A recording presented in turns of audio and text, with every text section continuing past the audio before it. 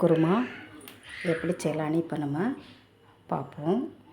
இதுக்கு beans, carrot, உருளைக்கிழங்கு, பெரிய வெங்காயம், தக்காளி பழம் எல்லாத்தையும் நல்லா பொடியாட்டு கட் பண்ணி வச்சுக்கணும். குருமா செய்ய ஸ்டவ் பற்ற வச்சுட்டு அடுப்பில் மண் பாத்திரத்தை வச்சுட்டு நமக்கு தேவையான அளவு எண்ணெய் விடணும். எண்ணெய் சூடான உடனே லைட்டாக கொஞ்சோண்டு பெருஞ்சீரகம், நீளமாக்கில் கட் பண்ணி வச்சுருக்க பெரிய வெங்காயம் 1 இதையும் போட்டுட்டு லைட்டாக ஒரு கிண்டு விடணும்.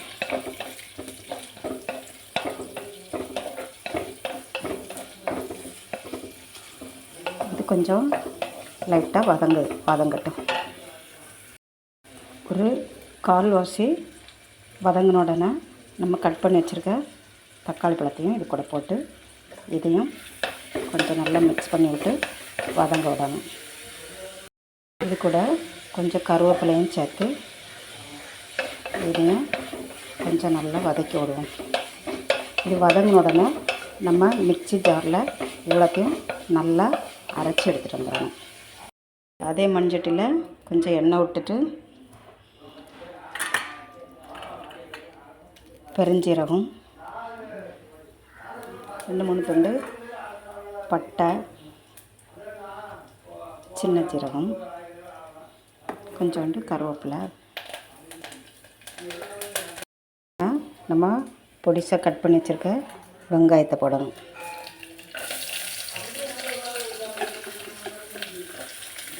போட்டு இதையும் நல்லா வதக்கி விடுங்க. வதங்கின உடனே நம்ம இஞ்சி பூண்டு பேஸ்ட்டையும் கட் பண்ணி வச்ச ஒரு பாதி தக்காளி பழத்தையும் போட்டு நல்லா வதங்கணும்.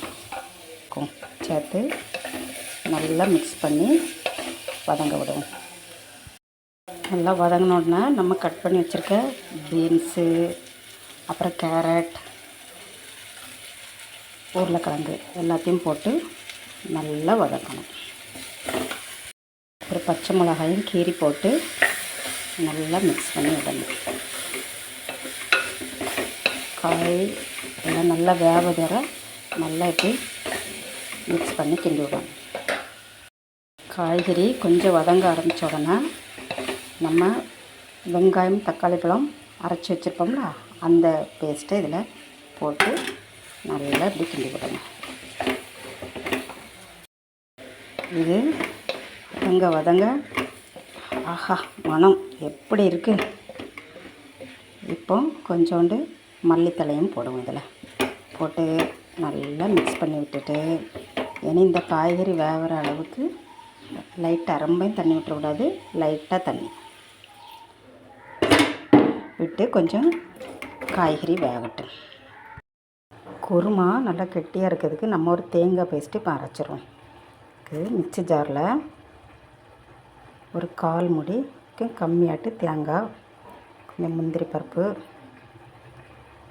2 சின்ன வெங்காயம், கொஞ்சோண்டு சின்ன ஜீரகம், பெருஞ்சீரகம் கொஞ்சம், இவ்வளோத்தையும் மிக்ஸியில் தண்ணி விட்டு நல்லா அரைக்கணும். காய்கறி வந்தோடனே இதுக்கு தேவையான மஞ்சள் பொடி,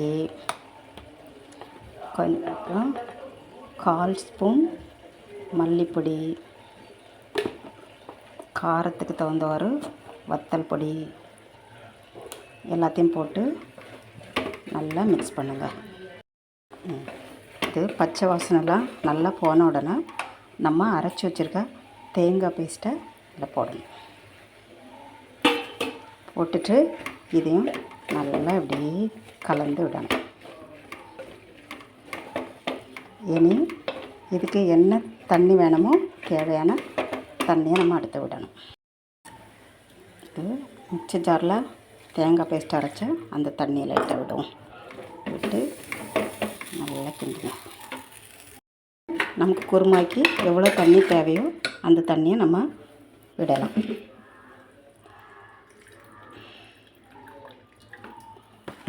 விட்டு நல்லா கிண்டிட்டு இந்த ஸ்டேஜில் நம்ம தேவையான அளவு உப்பு போடுவோம்.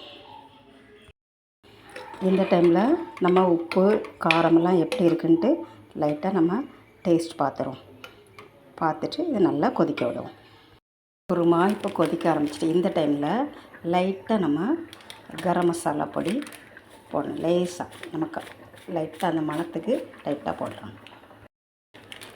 இப்போது மல்லிக்கீரை கொஞ்சம் கருவேப்பிலை போட்டுட்டு அப்புறம் உடனே நம்ம இறக்கிற வேண்டியதுதான். நம்ம தேங்காய் போட்ட பிறகு ரொம்ப கொதிக்க விடக்கூடாது. லைட்டாக கொதிச்ச உடனே அப்படியே ஆஃப் பண்ணிடணும். குருமா ரெடி. ஃப்ரெண்ட்ஸ், நீங்களும் இதே மாதிரி செஞ்சு பார்த்துட்டு டேஸ்ட்டு எப்படி இருக்குன்ட்டு எனக்கு கமெண்டில் சொல்லுங்கள் ஃப்ரெண்ட்ஸ். அருமையான அட்டகாசமான டேஸ்ட்டாக இருக்கும். வச்சு பாருங்கள். ஓகேவா?